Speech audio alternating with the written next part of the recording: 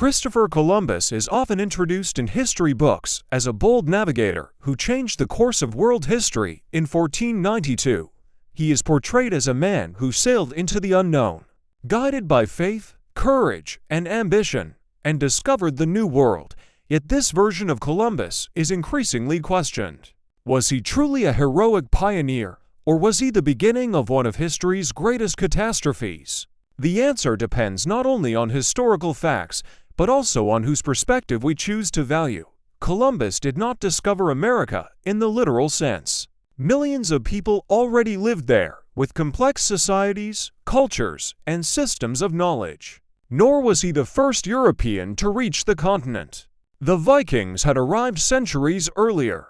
What Columbus actually did was initiate sustained contact between Europe and the Americas, contact that would reshape the world through conquest, colonization, and exploitation. Whether this makes him a visionary or a villain remains deeply controversial.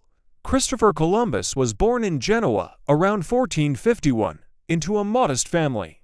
He was not a nobleman or a scholar, but a self-taught sailor with grand ambitions. From a young age, he was fascinated by the sea and convinced that destiny had chosen him for something extraordinary. This sense of divine mission would define his life. Columbus believed he could reach Asia by sailing west across the Atlantic.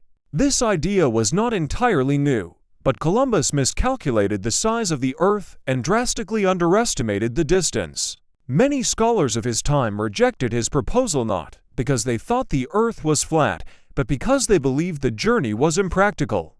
Columbus, however, interpreted rejection as proof that others lacked faith and vision. After years of failure, he finally secured the support of the Spanish monarchs, Ferdinand and Isabella. Spain had just completed the Reconquista, expelling Muslims and Jews from its territory, and was eager to expand its power and spread Christianity. Columbus promised wealth, territory, and souls for conversion. In return, he demanded titles, power, and a share of all future profits. This was not the humility of a servant of God, but the confidence of a man who expected greatness. When Columbus landed in the Caribbean in October 1492, he believed he had reached islands near Asia. He called the local people Indians, a mistake that would last for centuries. His first descriptions of the indigenous peoples were contradictory. On one hand, he described them as generous, peaceful, and curious. On the other, he quickly noted how easily they could be dominated. This dual perception is crucial. Columbus admired the indigenous people not as equals, but as potential servants and converts. Within days of arrival, he began taking captives to bring back to Spain. He wrote that with just 50 men, he could subjugate them all. This was not an accident of history, it was a deliberate choice. Supporters of Columbus argue that he was a man of his time, shaped by the values of the 15th century. Conquest, slavery, and religious conversion were common practices among European powers. To judge him by modern moral standards, they argue, is unfair. Yet this defense raises a difficult question. If cruelty was normal, does that make it acceptable? Columbus was appointed governor of the territories he claimed for Spain. This is where his legend begins to collapse. As a ruler, he proved incompetent and brutal. His administration was marked by corruption, violence, and chaos. Indigenous populations were forced to mine gold under horrific conditions. Those who resisted were punished with mutilation, imprisonment, or death. One of the most disturbing aspects of Columbus's rule was the system of tribute he imposed. Indigenous people were required to deliver a certain amount of gold every few months. Those who failed had their hands cut off. Thousands died from violence, starvation, and disease.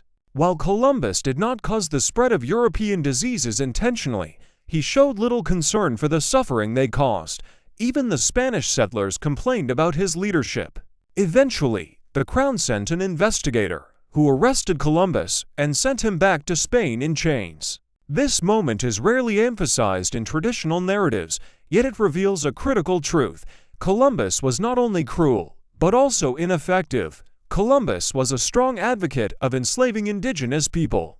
When he failed to find enough gold to satisfy the Spanish monarchs, he proposed slavery as an alternative source of profit. He personally organized shipments of enslaved people across the Atlantic. Many died during the journey. Those who survived were sold in European markets. Defenders sometimes argue that Columbus eventually opposed indigenous slavery. This claim is misleading. His objections were practical, not moral. He believed enslaved laborers died too quickly and were less profitable than converted and controlled subjects. There is little evidence that he ever questioned the morality of slavery itself. This raises another uncomfortable issue. Columbus was not an exception. He was a pioneer of systems that would later expand into the transatlantic slave trade and global colonial exploitation. While he did not invent these practices, he helped normalize them on an unprecedented scale. Despite the horrors associated with his voyages, Columbus undeniably changed world history. The so-called Columbian Exchange transformed global diets, economies, and populations. Crops like potatoes, maize, and tomatoes spread across the world. Europe grew richer and more powerful. Modern globalization can trace its roots to this moment. From this perspective, Columbus can be seen as a catalyst of progress. Some argue that without his voyages, modern science, industry, and global communication would have developed more slowly. This view prioritizes outcomes over methods and treats human suffering as an unfortunate but necessary cost of advancement. But this argument is deeply controversial. It assumes that progress justified destruction and that the lives of indigenous peoples were expendable in the name of history. It also ignores the possibility that global contact could have occurred without genocide and enslavement, the myth and why it matters. Image of Columbus as a heroic discoverer did not emerge naturally, it was constructed. In the 19th century, especially in the United States, Columbus became a symbol of national identity, immigration, and destiny. His flaws were minimized, his crimes ignored, and his story simplified into a tale of courage and triumph. Statues, holidays, and school textbooks turned Columbus into a myth. This myth served political purposes. It justified colonial expansion and framed European dominance as inevitable and righteous. Challenging this narrative feels threatening, because it forces societies to confront uncomfortable truths about their origins.